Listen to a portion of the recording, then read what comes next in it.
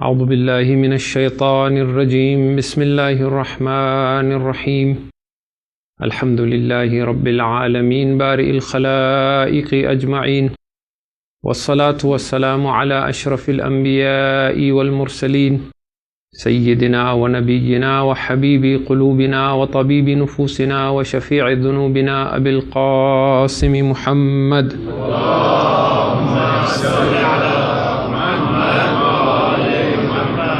ثم الصلاة والسلام على آل بيته الطيبين الطاهرين المظلومين واللعنة الله على أعدائهم أجمعين من يوم عداوتهم إلى يوم الدين. أما بعد، فقد قال الله تبارك وتعالى في كتابه وهو أصدق القائلين: بسم الله الرحمن الرحيم فأقم وجهك للدين حنيفا فطرة الله التي فطر الناس عليها لا تبديل لخلق الله ذلك الدين القيم ولكن أكثر الناس لا يعلمون. صلوات على محمد. اللهم صل على محمد. Tonight is the third night of Muharram 1433 AH, as well as our third Majlis, and our subject is freeing the butterfly within. And what we have been saying is that insan has two distinct natures. There is one nature which is an animal instinct within the human being that serves the human body. Its purpose is to seek pleasure, to flee from pain, and to survive. That in me which is fearful of death, that in me which fights for survival, for life in this world, that in me which seeks food and occupies me with the search of earning and purchasing and preparing and eating, that in me which seeks a mate so that I may reproduce of my own species, that is all related to this instinct within me that is called tabi'ah. Then within me there is also a nature that is divine. There is something in me, a natural disposition that is hardwired in me that wants to worship a higher being, a higher power, that asks questions related to justice, to freedom, to equity, that cannot tolerate injustice or ignorance. That is my fitrah, which is unique to human beings. Fitrat Allahi allati fatara an-nasa alayh. That natural disposition that is in human beings. La tabdila li khalqillah. You cannot alter this nature in insan. You can hide it, you can deny it, but it is hardwired. You can find justification for it, but it cannot be removed. So while discussing the characteristics and the differences between tabi'ah and fitrah last night, we gave two analogies. In one analogy we said fitrah is like an intelligent being, a rider on a mount. Tabi'ah is the mount itself. It's like a wild horse that can be running wild, or it can be tamed and reined in by fitrah and controlled by it. The other analogy we gave was that of a gushing river, a force that has tremendous potential but is untapped and that flows freely, but it can be regulated and controlled and made useful with a dam, a barrier that holds it and regulates it, and that is my fitrah. What we wish to do tonight, first and foremost, is to talk about what do we mean when we say human nature or something as being natural. We use this term all the time when we talk. We say it's human nature to do this, or this is natural to all human beings. It is important to talk about this and try and categorize these things in two separate boxes. Which of these things that we call natural is tabi'i and which of these is fitri? Let's take some examples. If I was to see someone suffering, it is natural that I will feel pain within me. The same young man, the same young woman who asks and who attests to this and says that when I see someone suffering, I feel pain and it is human nature to do so. That same young person says that when I'm walking in a shopping mall and I see a beautiful woman, I want to look at her. Is it not natural? Is it not human nature to want that? Why does Islam tell me lower your gaze? Is it not natural for a woman to want to show off her beauty to others? Why does Islam tell her, no, don't show your beauty, put hijab? Is it not unnatural? When I see good food, I want to eat it and I want lots of it. Is that not human nature? Why does Islam keep telling us to do things that are unnatural? Here, when we ask such questions, there are three issues that we need to keep in mind. The first and foremost is that we are obviously confusing tabi'ah and fitrah. Many of these issues that we talk about are tabi'i. They are nature that we share with animals and other species on this planet. Remember our discussion of being in an alien body and surviving this plane of existence. Talk to psychologists, talk to doctors, talk to even the people who don't believe in God. When they talk to you about the laws of attraction, they will tell you that all these things that we do, quote unquote, naturally, this is simply chemistry or biology taking place within your body. It happens to us, it happens to animals.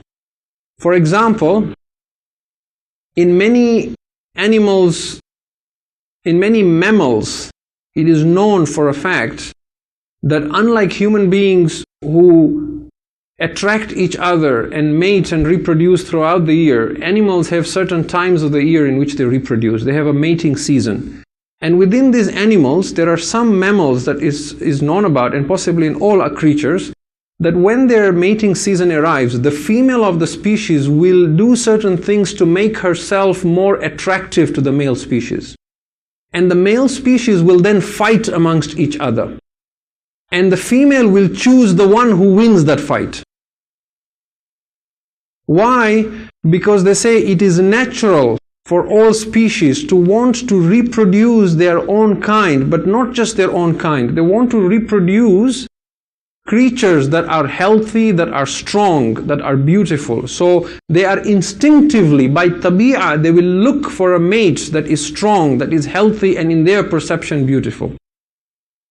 And humans in that sense are no different. These are not my words, this is not even something from an Islamic source. This is general. You talk to scientists, to doctors, they will tell you this.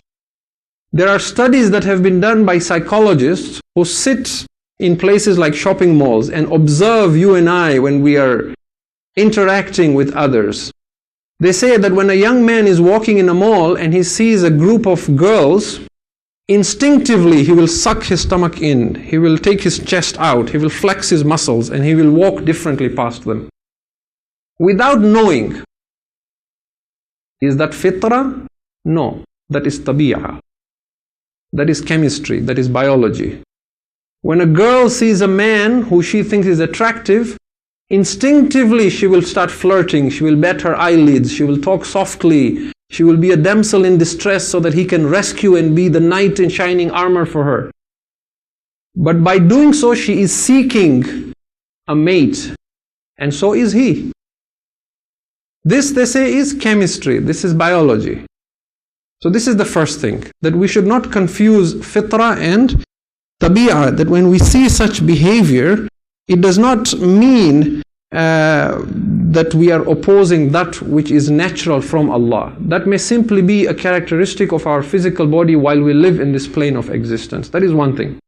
The other thing is, let us not forget the ego. We have spoken about the human ego at length when we discussed the end of negative suffering, and we said that because the mind produced this illusory self out of conflict, and it has a very limited scope and believes that it can only solve its problems by acquiring more pleasure and fleeing from physical pain, it assumes this to be the solution to all problems without realizing that the more it seeks pleasure excessively and with an obsession, the more it creates suffering for itself.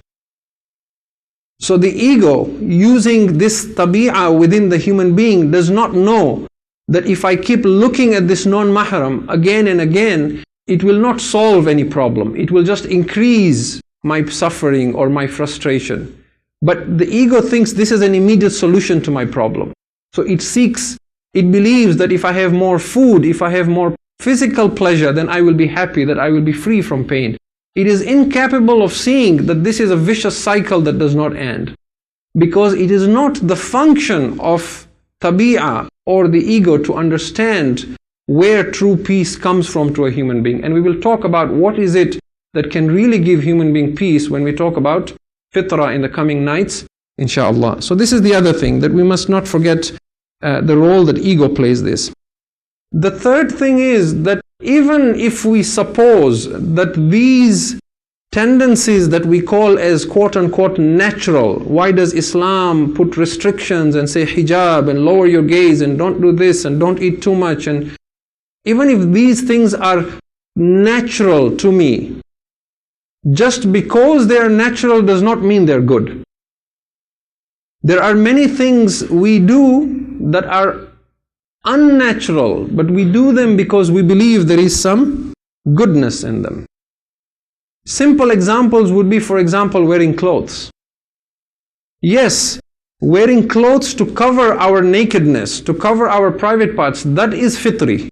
Why? Because even before Allah talks about Adam being sent down, when Adam and Hawa eat from that forbidden tree, and Allah قُلْ نَهْبِطُوا, we talked about this, where Allah says, go down to this plane of existence.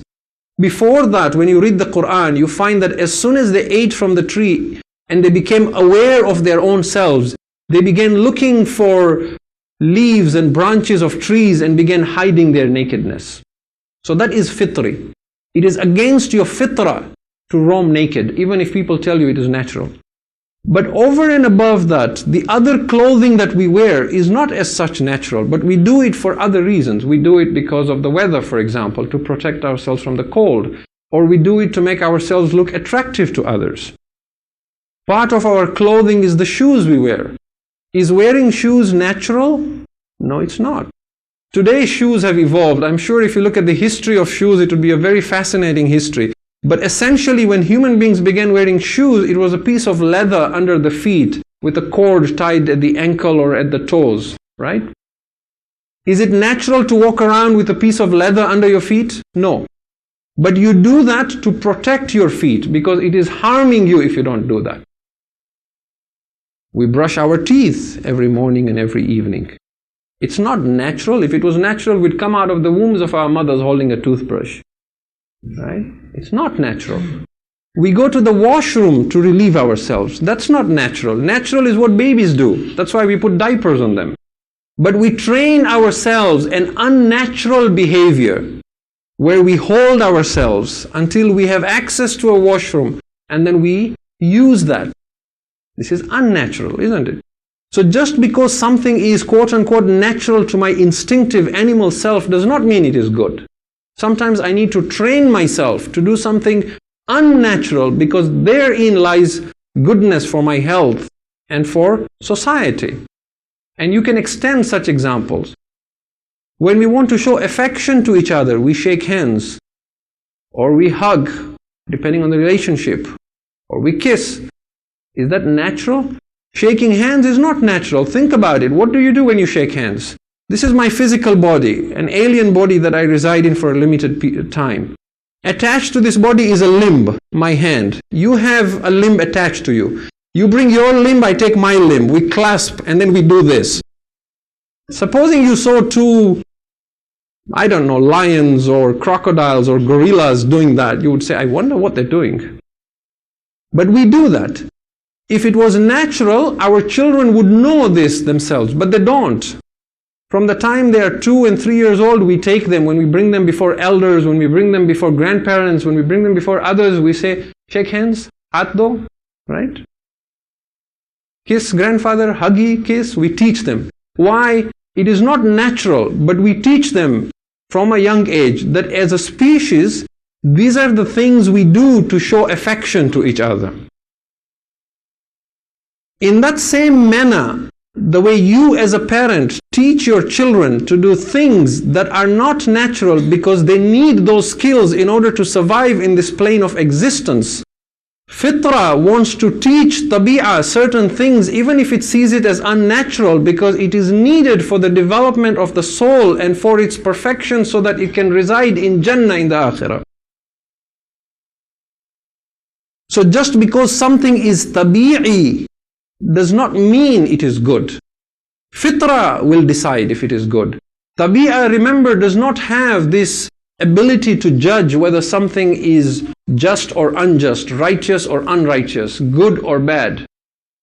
For tabi'ah to make that judgment would be like for your ears to judge if something is red or green. We talked about this yesterday. Tabi'ah is just an animal instinct. It just wants pleasure. It wants every woman it sees. It wants every food it sees. It doesn't know halal and haram. It doesn't know whether this is usurped or not usurped. Fitra will rein it. Fitra is the rider. Fitra will say, no, you have come here for a purpose to develop your soul.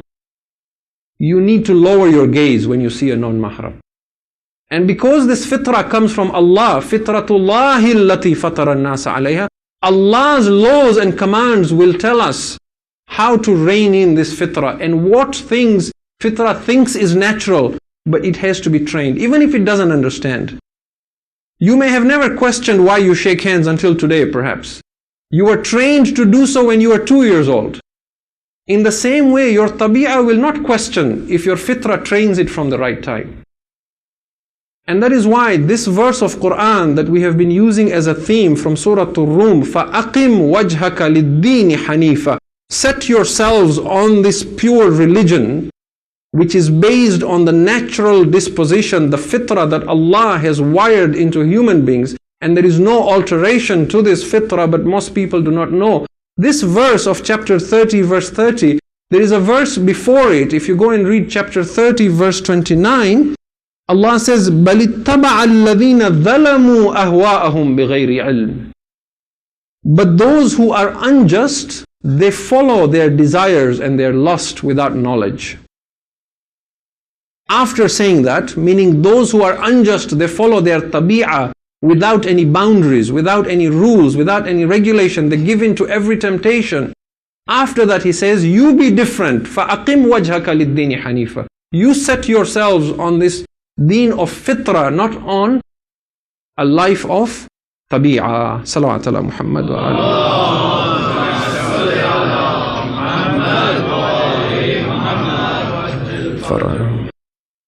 Now, one of the things that I had intended to do tonight as well, actually last night, then we ran out of time, was to, because we have been giving this analogy of going from a tabi'i state to a fitri state as being so radical that when you become completely a fitri or fitra oriented or fitra driven human being, the change is so radical. We have been giving an analogy. It is like the metamorphosis of a caterpillar becoming a butterfly. And what I would have loved to do was to actually talk to you how a caterpillar becomes a butterfly. At first I thought this might not go well because people may say, well, now we're getting a science lesson from the mimbar. Then I thought in Nahjul Balagha, Amirul Mu'mineen, Ali ibn Abi Talib, salawatullahi wa salamu alayhi, he actually has an entire sermon where he talks about the bat and describes the bat. He has another sermon where he talks about the peacock. So it wouldn't be in any way against that. However, I have a lot of material to cover. I may not even be able to complete that. So I'm not going to actually go through all that. But I would encourage those of you who are interested and who want to see this analogy and why we chose this subject, freeing the butterfly within. When you have some chance, Google this, how a caterpillar becomes a butterfly. There's even videos of these on YouTube where you can actually see that process. It is an absolutely fascinating process. And as you look at this, try and bring parallels to the human development, particularly the spiritual development. How, for example, a caterpillar, when it is first hatched and born, within the first 2-3 weeks, it will just eat continuously until its mass multiplies thousands of times. And that's exactly how human beings are completely tabi'i driven from their time they're born. And then how, when it is ready to change into a butterfly, it will attach to a self to a tree and give out its final exoskeleton. Moths do the same thing, by the way, but moths, their outer shell from which they emerge is called a cocoon. For caterpillars, for butterflies, the more technical term is it's called a chrysalis or a pupa, in which they shed this exoskeleton that surrounds them, and they disappear from the world for a time. Just like a man who seeks God will sometimes be amongst people but disappear from the world. Amir al-Mu'mineen alayhi salam says, Allahumma salli ala Muhammad wa ali Muhammad. He describes such people and says their bodies are with you in this world, but their spirits are high above in the heavens. And the scientists will tell you this, that on the outside it looks like it's just a cocoon or the chrysalis, but inside there is tremendous change. That caterpillar is chemically being deconstructed and then reconstructed again. The most amazing thing is that some of them, the chrysalis will break apart and the wings open up, and that is an amazing thing to see. Okay, that process, for some it will happen in 5 to 7 days. For some it will happen in a few weeks. For some it will take 8 to 10 months. For some they will hibernate throughout winter and hatch the next year. In this is a lesson for us as well. Some of us will go from tabi'ah to fitra in an instant. Some of us will need weeks. Some of us will need years. Some of us only at death, and some of us will even need the hereafter to become this butterfly. So we never lose hope in anyone, but this is a fascinating world that we need to look at. We acknowledge this in our understanding of religion. How many times have you heard that not every person who dies will be raised on the day of judgment in human form? We've heard this time and time again. What does it mean, my dear brothers and sisters? It means that outwardly here we have been given an alien body, that's why we all look the same. But in reality, each one of us in this room is pregnant with a soul. And the choices we make in life, between tabi'ah and fitra, our souls are developing. They are becoming something. They are trying to become butterflies. When we die, we give birth to that which is within us. And the idea is that you are pregnant with a soul. When your body falls apart, that is just your cocoon, that is just your chrysalis, that is not the real you. The real you will emerge after death. So some evolve now and some do not. Now let's talk about enlightenment. How does this enlightenment, this sudden change to fitra come when it comes?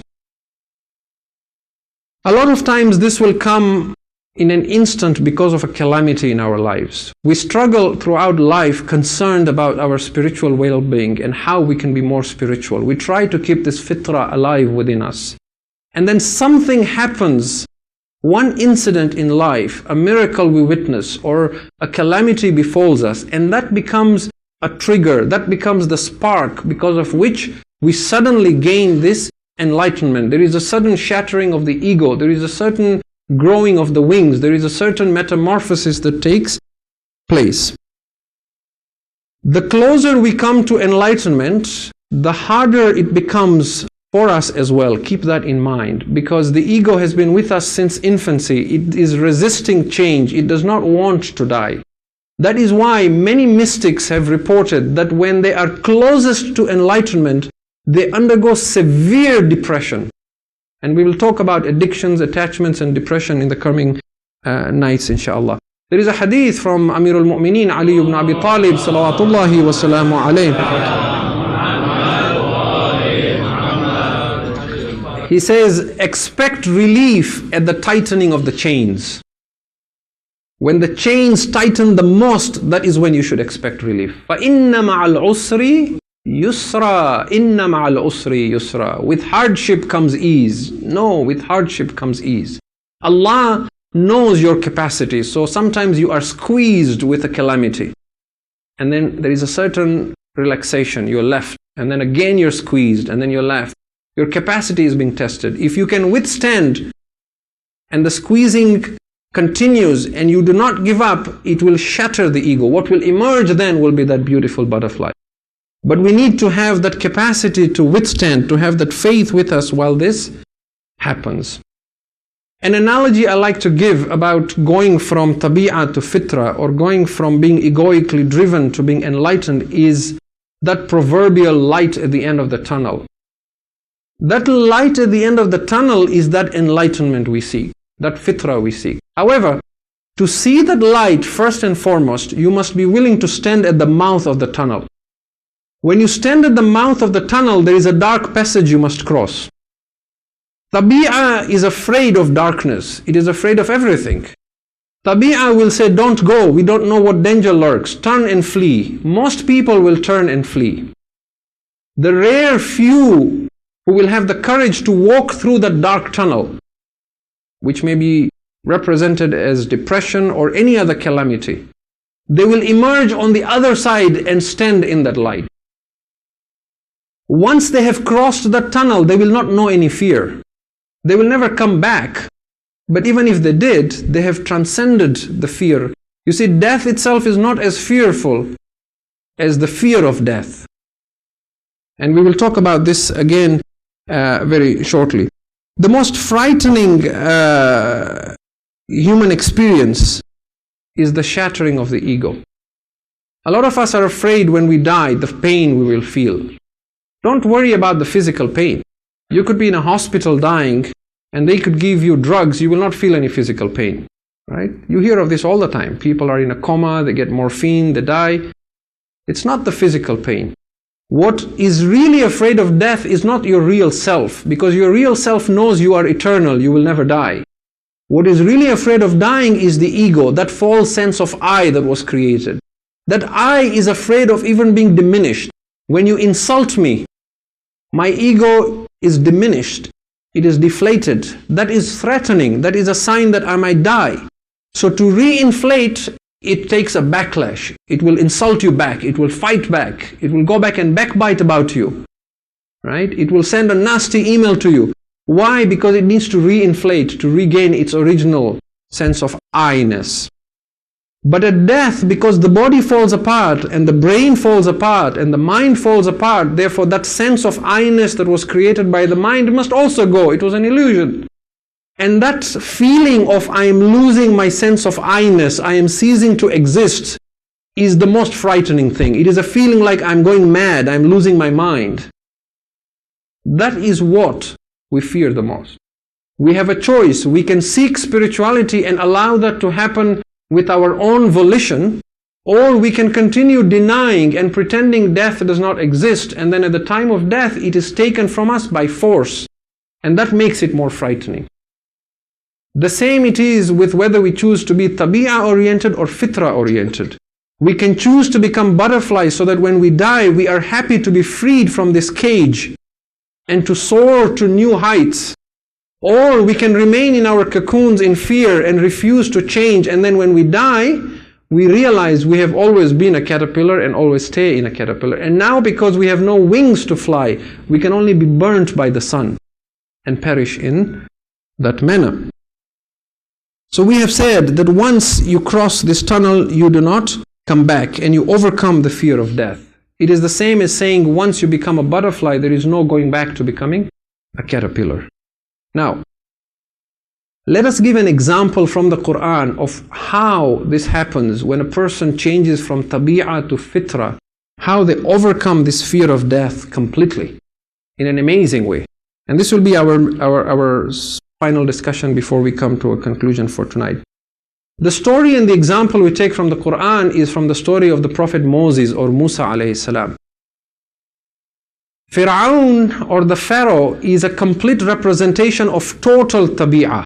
When Allah wants to speak of oppressors, of tyranny in the Quran, He uses Fir'aun as the absolute embodiment of this dhulm, okay? Or of a taghut. He uses Fir'aun. When Musa comes back to Egypt with his brother Harun alayhi salam, Fir'aun sees the miracles he brings, so he challenges him. He says, let us have a showdown. And because he is so confident, he says, we will not do it now. He sets a day. And he invites people from all over the country to say, come and witness how we defeat this Musa. He does not realize he's setting himself up for his own defeat. Then he has people sent out through his domain, and he looks for the most accomplished magicians, the best of them. And they come to him. Now, these magicians, as we all know, they repent. When they first come, they are tabi'ah driven, just like you and I. But there is something in them. They have kept their fitra alive, even though they continue with tabi'ah. Even though they commit a major sin, which is the practice of witchcraft and magic. We go to Surah Al-Shu'ara, which is chapter 26, verse 41. فَلَمَّا جَاءَ السَّحَرَةُ قَالُوا لِفِرْعَوْنَ أَإِنَّا لَنَا لَأَجْرٌ إِن كُنَّا نَحْنُ الْغَالِبُونَ.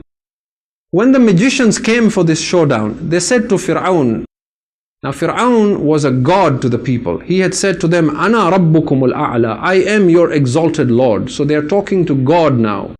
They said to Fir'aun, is there any reward for us if we should overcome Musa this day?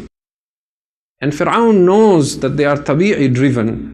People who are tabi'i driven are greedy. They want rewards. They are reward seekers. So he feeds into this reward. Verse 42. قَالَ نَعَمْ وَإِنَّكُمْ إِذًا لَمِنَ الْمُقَرَّبُونَ. He said, indeed, indeed. Not only shall you have a reward, but you shall be amongst those who are closest to me. You shall be the elite. You shall be the muqarrabun. So now there is the reward, and then there is the prestige, there is the status. You are the closest to God. We continue with Surah Al-Shu'ara, chapter 26. Now we skip verse 43, we come to verse 44. فَأَلْقَوْا حِبَالَهُمْ وَعِسِيَّهُمْ وَقَالُوا بِعِزَّةِ فِرْعَوْنَ إِنَّا لَنَحْنُ الْغَالِبُونَ. So they threw their ropes and their sticks on the ground, and so confident they swore in the name of their Lord. They said, بِعِزَّةِ فِرْعَوْنَ, by the might of the Pharaoh, we this day shall be the victors. Now in Surah Al-Shu'ara, of course, the story of the serpent of Moses swallowing all their magic is given. The same thing is given in Surah Al-A'raf in chapter 7 verse 120 to 122, that when they saw that Musa had something that was real and theirs was magic, they played tricks on the eyes of people. The people saw the sticks and the ropes moving like snakes, but they knew this was just hypnosis. But they knew what Musa had was not magic, it was real. Now, وَأُلْقِيَ السَّحَرَةُ سَاجِدِينَ. Surah Al-A'raf, chapter 7, verse 120 to 120. وَأُلْقِيَ السَّحَرَةُ سَاجِدِينَ. The magicians fell down into prostration. قَالُوا آمَنَّا بِرَبِّ الْعَالَمِينَ. They said, we submit and believe in the Lord of the universe. And then to make sure people didn't think this Lord was the Pharaoh, they said, Rabbi Musa wa Harun, the Lord of Moses and Aaron. Is this normal? That someone who has been a magician all his life, who looks up to the Pharaoh as God, who worships him, who is being promised reward and status, he just sees one miracle and he changes 180 degrees. He now falls into prostration and is now saying, I don't believe he's God. I believe in the Lord of Musa. What we learn from here is that when enlightenment comes, it comes instantaneously. The ego believes I need time to be enlightened, because the ego can only live in the past or the future. The ego believes one day I will read all the books in my library and become enlightened, because that is future. It enjoys thinking about the future. Present is painful. The ego believes one day I will memorize the whole Quran. One day I will become such a person that I will fast all day and pray all night. One day. Because that is future. Whereas the true self is screaming, not one day, today, now. Today say La ilaha illallah. Give up your desires and your tabi'ah today. Surrender today. Why? When I go for ziyarah, then I will start wearing hijab. When I go for hajj, then I will start praying salat. No. If you wish enlightenment, you don't need time. Time is an illusion itself. And this itself is proof. They instantly change. Now look at how a tyrant behaves. We will talk inshallah about governments that are tyrannical and how they are tabi'ah driven. But Pharaoh symbolizing tyranny, we come back to Surah Al-Shu'ara, chapter 26, verse 49 to verse 51. Now he's embarrassed because he's lost. And his magicians, who are his front line, they have given up on him. And he had gathered this massive rally for people to see Musa being defeated. So he needs a face saver. He needs to change the subject. قَالَ آمَنْتُ لَهُ قَبْلَ أَنْ آذَنَ لَكُمْ. The Pharaoh now says to the magicians, you dare to believe in him before I give you permission? إِنَّهُ لَكَبِيرُكُمْ كَبِيرُكُمُ الَّذِي عَلَّمَكُمُ السِّحْرَ. I know what happened. This Moses is your chief. He is the one who taught you this magic. You guys planned this together. فَلَسَوْفَ تَعْلَمُونَ. Now you will see what I do to you. Now that is a threat. That is the kind of threat in its minuscule form, the kind of threat you give your children. Huh? When they embarrass you in public or in the mosque, you hiss at them and say, just you wait till we get home. You will see what I do to you. And by the way, when you threaten your children and beat them, they will do the same to you when you grow old. Because they are learning from you that this is acceptable, that when you are stronger and you have somebody who's weaker, you can oppress them to control them. So when they are stronger, they will control you in the same manner. فَلَسَوْفَ تَعْلَمُونَ. Now you will see what I do to you. لَأُقَطِّعَنَّ أَيْدِيَكُمْ وَأَرْجُلَكُمْ مِنْ خِلَافٍ وَلَأُصَلِّبَنَّكُمْ أَجْمَعِينَ. I will amputate your hands and your legs from opposite sides. I will cut, no anesthesia. Huh? I will cut your right hand and your left leg. Just chop it off. And then why will I leave the other hand and the other leg? Because then I will crucify all of you. So when I peg you there, I need something to put those pegs on, right? I need the props there. So I will chop your hand and your leg and then leave the other and I will crucify you. لَأُصَلِّبَنَّكُمْ أَجْمَعِينَ. This is not a small threat. Fir'aun was known for his torture techniques. The Quran in another place calls him Dhul Awtad, the man of pegs, because of how he used to peg people and crucify them. You see, it's easy for me to say, for you to listen. But when somebody who is a tyrant threatens you, if you have lived in a country that is ruled by an oppressor, it is very different. Ask our brothers from Iraq what it was like living under the rule of. They will tell you. There are many today in Iraq who speak even against the existing government because they know they have that freedom to speak. The same individuals would not have spoken during the time because of the fear he had imposed on people's hearts. Even you and I, today, let us just take a hypothetical example. You go for a holiday, you go for ziyarah, you go to Pakistan, you go to Afghanistan, God forbid, you get kidnapped by Taliban, Al-Qaeda. They put you in a room. You, Shia, you will see what I do to you. And then they bring the electric saw and they bring the surgical knives and they bring the pliers and they say, we're going to pull your nails out and we're going to peel your skin off and we're going to pour hot oil on it and we're going to burn you and we're going to drill your eyes. And when you're faced with that kind of fear, you will do anything they say, won't you? If they tell you, curse Imam Ali, you might to save your life. Why? Because tabi'ah needs to survive. It will fight for survival. It is afraid. It does not have courage. Courage, overcoming fear of death, is a quality of fitrah. Unless you have become a completely fitrah individual, appreciate the martyrs of Karbala through this. It is not easy to stand before a tyrant. It takes someone like Zainab alayhi salam or the fourth Imam alayhi salam to stand in front of Yazid or to stand in front of Ibn Ziyad and say to them on their face, you are a liar. My brother won this battle, not you. Right? So this is now, look at these magicians. We're going to come to a conclusion. When Fir'aun threatens them in this manner, I will cut your hands and leg from opposite sides. I will crucify you. And they know what he is capable of. Same Surah Al-Shu'ara, verse 50. What do they say? قَالُوا لَا ضَيْرٍ إِنَّا إِلَىٰ رَبِّنَا مُنْقَلِبُونَ. They said, we don't care. There's no harm. Why? We are returning to our Lord now. You can only control our physical body. You cannot do anything beyond that. Not only have they overcome the fear of death, they have overcome the fear of torture. They do not know the meaning of fear. They have crossed that tunnel. They know what the difference is between the pain and the fear of the pain.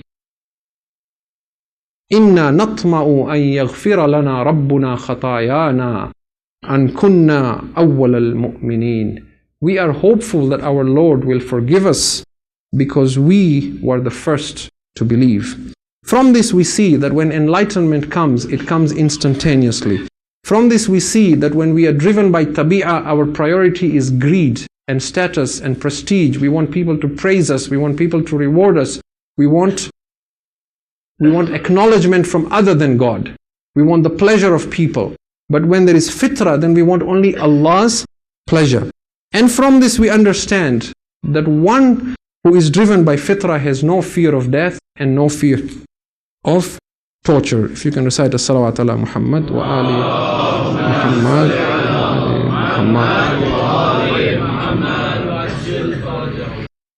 We stop here for tonight. I think this is enough for tonight. We will continue from this inshallah, still talking about tabi'ah and fitrah. We will begin talking now tomorrow inshallah that why do we still need tabi'ah and how does tabi'ah and fitrah complement each other and how do they attempt to oppose each other. And by doing so we hope to know more of ourselves and our nature so that we can always choose fitrah. We want courage, we have to choose fitrah. We want to overcome the fear of death, we have to choose fitrah over tabi'ah. Until that moment of enlightenment when suddenly we make a choice and there is a shattering of the ego and we completely transform from this caterpillar to butterfly and we become this being of fitrah as opposed to a being that is driven simply by animal instinct and tabi'ah. If you can recite another salawat ala Muhammad wa ali Muhammad wa ali Muhammad. Tonight is the third night of Muharram al-Haram. And tonight we want to pay our respects to an individual who was with people that were tabi'ah driven. And because of his purity of heart, he had that instantaneous change on the day of Ashura and completely transformed from being a creature driven by tabi'ah to being a creature driven by fitrah. And this individual is Hurr ibn Yazid al-Riyahi. How great was Hurr's courage? If Hurr did not have that fitrah that could not bear to hear little children crying, Al-Atash, Al-Atash, today Hurr would not have been Hurr alayhi salam. Today, our 12th Imam alayhi salam would not be sending salam on Hurr. Understand the maqam of Hurr. Would we have done what Hurr had done? Last night was the second night of Muharram. And we said, Aba Abdullah al-Husayn alayhi salam arrived in Karbala on the second night of Muharram.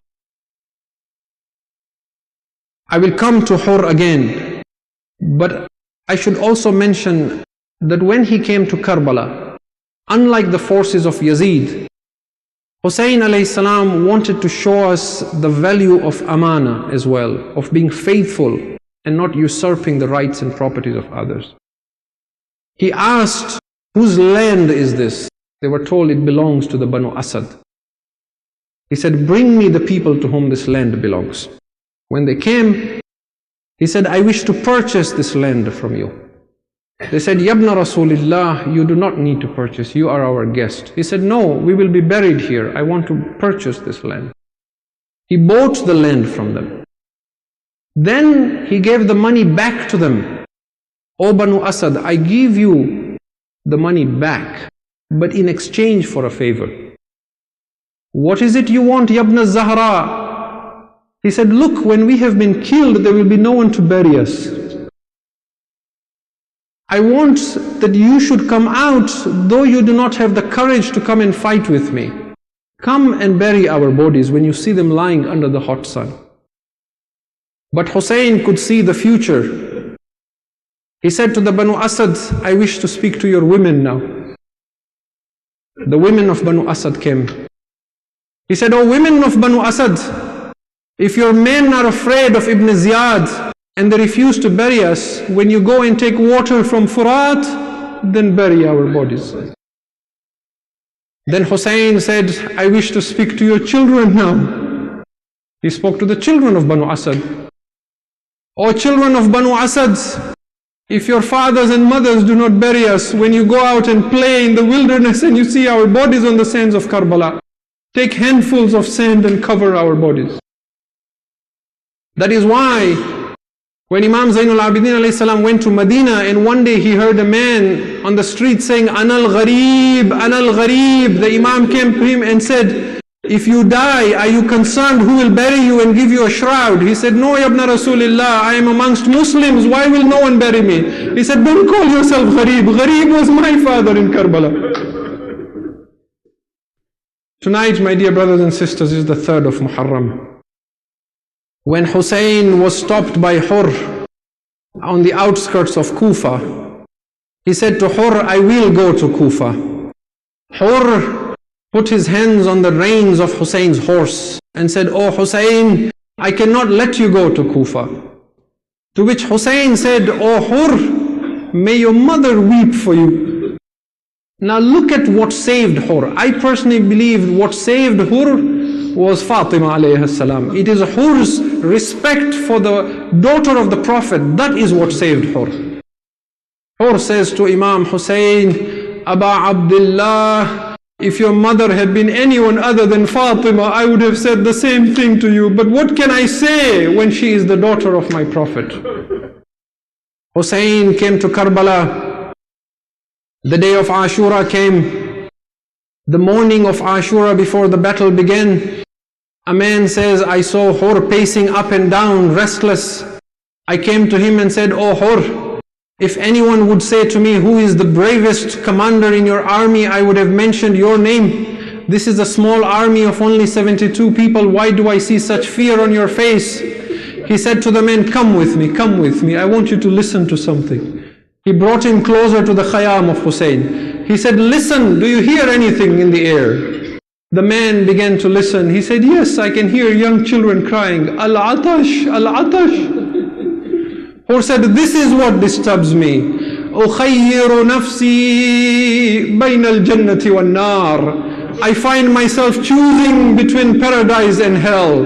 But Hur could not withstand the cries of the children. He took his brother with him. He took his son with him. He took his servant with him. He began heading towards the Khayyam of Hussein. Hussein has been waiting for this final shaheed. Hussein says to his brother Abbas, Abbas, we have a guest coming from the other side. Hur says to his servant, tie my hands, blindfold me. I am ashamed to see Aba Abdullah. When Hur comes to Imam, he throws himself at his feet. Aba Abdullah, I am the one who stopped you from returning to Medina. Aba Abdullah, I am the sinner who stopped you from going to Kufa. Aba Abdullah, it is I who put my hands on the reins of your horse. Is there any way you will forgive me? This is the house of the Ahlul Bayt. This is Kareem ibn al-Kareem. Hussein lifted Hur. He untied the ropes from his hand. He hugged him. Oh Hur, you are our mehman. Hur, you are our guest. The books of Maqtal say that when Hur had repented to Hussein and when he had reassured himself that his Mawla and Aqa had forgiven him, I have read this riwayah myself. Hur said to Hussein, oh Hussein, give me permission to go and speak to the women folk in your house. Hussein said, oh Hur, go and speak to them. Hussein came to the tents where Zainab and Kulthum were. Hussein stood outside and said, Assalamu alaykunna ya Ahl Baytin Nubuwa. It is I, Hur ibn Yazid al-Riyahi. I am the one who is the cause of your misfortunes. Your children are crying, Al-Atash, Al-Atash, because of I. Hussein has forgiven me. Will you forgive me as well? The women began weeping from inside. Some of the women called out and said, oh Hur, go, we have forgiven you. This riwayah continues. It says, now look at the ihtaram that Hur has for Sayyidah Fatima. This is why he was saved, and she will reward him indeed till the end. Hur then says to Zainab and the women of the Ahlul Bayt, he says, O women of the Ahlul Bayt, I wish to take one more promise from you. Promise that you will not complain to Fatima about me on the day of judgment. I will not leave until you promise you will not complain to Fatima about me. The women assure him, oh Hur, we will not complain to you, to Zahra. When Hur was satisfied that Fatima is pleased with me, he returned to Hussein and said, oh Hussein, I was the one who brought you this misfortune. Let me be the first one to sacrifice my life. Hussein allowed Hur to go. Hur, you are our mehman, we do not have even water to serve you. Hur went and fought. His son went and fought. His servant and brother went and fought. When Hur fell from the horse and called out, Assalamu alayka ya Aba Abdullah, Hussein ran to the battlefield to receive his shaheed. Hussein took the head of Hur and placed it on his lap. Hur was covered in blood and sand. Hussein wiped the sand and blood from the face of Hur. Hussein began to say to Hur, Ma aqta'at ummuka idh sammaytaka Hur. Oh Hur, your mother did not make a mistake when she named you Hur. Anta hurrun fi dunya wal akhirah. Oh Hur, you are free in this world and the hereafter. Then Hussein took out a handkerchief and said, Oh Hur, this is the rumal of Fatima. Hur was bleeding from the forehead. Hussein tied the handkerchief of Fatima. I would say, oh Hur, who needs Jannah when you have got the rumal of Fatima? Oh Hur, at least you have the rumal of Fatima. Zainab will not even have the rida of Fatima after this year. Oh Hur, how fortunate you are. Before Hur went to the battlefield, he sent his son. Look at Hussein Karim ibn al-Karim. Hussein sat with Hur because he knows Hur will not bear the loss of a son. When Hur's son fell from the horse and called his father saying, Ya abata adrikni, instinctively Hur stood up and ran to the battlefield. Hussein ran after him and held him back. Hur, do not go to the body of your son. Hur, it is not for a father to lift the body of his young son. Hur, you will not be able to do this. Let me go and bring your son, O Hur. I would ask, O Aba Abdullah, who will hold you back when Akbar falls? O Aba Abdullah, I know who will hold you when Akbar falls. The Rawi says, then when Ali al-Akbar fell, and Hussein stood to run to his son Ali, as he ran saying, Ya Ali, Ya Ali, Hussein kept falling on the sands of Karbala. He kept standing and sitting and tripping on the sand of Karbala. It is as if the sands of Karbala were holding the feet of Hussein. Mawla, do not go to the body of your son. It is not for a father to lift the body of a son. Wa Husayna, wa Madluma, Ya Hussein.